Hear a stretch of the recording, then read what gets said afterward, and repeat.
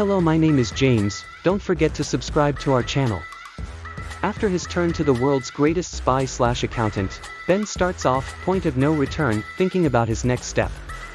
Manifest has spent a lot of this season showing how the passengers have struggled to adapt to their new lives. Ben's storyline has been the most effective as he balances both the supernatural and family elements of the show. This week continues that tradition with Ben carrying the main storyline on his shoulders.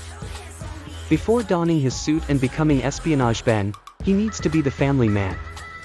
He brings Grace coffee in the morning and the two agree to go on a date later. While Ben doesn't necessarily agree with it, he also decides to let Cal return to school. It's a big step, especially because we know Marko is still out there and Cal could get sick again at any time. Nevertheless, this does allow us to see the twins bonding, something we've been sorely missing. Olive walks her brother to school and even holds his hand, which definitely wins her the award of the best sibling. She even answers her mom's FaceTime call at school to confirm she took him to his classroom and would find him at lunch. To top it off, she helps Grace pick out some new makeup for date night. Olive's friends are actually really nice and let Cal sit at lunch with them. For a second we forgot these aren't just her friends, but actually the ones the twins used to share. Ben is also having a good day at work when Vance sets fire to his building to lure him out. Turns out he's taken a personal day to keep his investigation off the books. The Singularity Project is on edge about this and wants to get their experiment started right away. In the meantime, Ben looks over the data Vance had given him and discovers a multitude of different options. First, Dr. Clark discovers the experiments are meant to replicate callings. She seems to be firmly on the side of the good guys because she also sneaks a bug into the Singularity Project. After a well-timed search from Ben, TSP immediately calls to alert a mysterious major regarding the new information. Vance might hate to admit it, but he's inspired by Ben's heroic antics. Rather than let the well-meaning father put himself in even more danger, he decides to call the NSA. It's the perfect time too because Ben has a date to get to. While most of Michaela's callings have led her to some last-minute saves, Manifest gives her a different outcome. She's told to hold on to him, who ends up being a fellow passenger named Harvey. The man has climbed up onto a roof and plans to jump because he can't keep people from dying. Before she can talk him out of it, Harvey jumps to his death. Naturally, she's emotionally destroyed, especially after discovering he called himself the Angel of Death.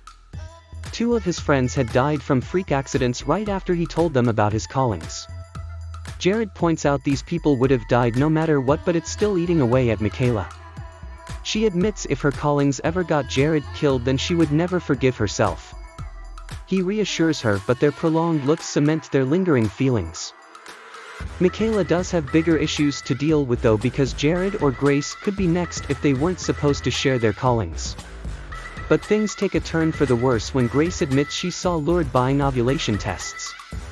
It's a tough truth to deal with, but Grace wants to see her sister-in-law happy, which means moving on. At least Ben and his wife have a nice date compared to the tumultuous reconciliation they've gone through so far. It's a nice break for them before Ben has to return to the real world. He receives a late-night text from Vance after the NSA agent tried to triangulate phone calls. Before he can head out, Cal is worried about going to sleep. He doesn't want to wake up again and feel Marko's pain. Ben promises to protect his son and Vance has a solid lead. They have narrowed it down to two different burner phones. They realize the only way to get a location is if Ben sneaks in and steals Ronnie's badge. With all of the cameras, Ben is guaranteed to get caught. It's a shame because sleuthing Ben has been one of our favorite parts of Manifest so far. Nevertheless, they need that address and someone is going to have to take the fall. He manages to get the location to Vance and get out of the building, but it's safe to say he probably lost his job. The clock is ticking though because Marko's experimentation is starting up again. When Harvey's bartender winds up dying due to an electrical accident, Michaela draws the line.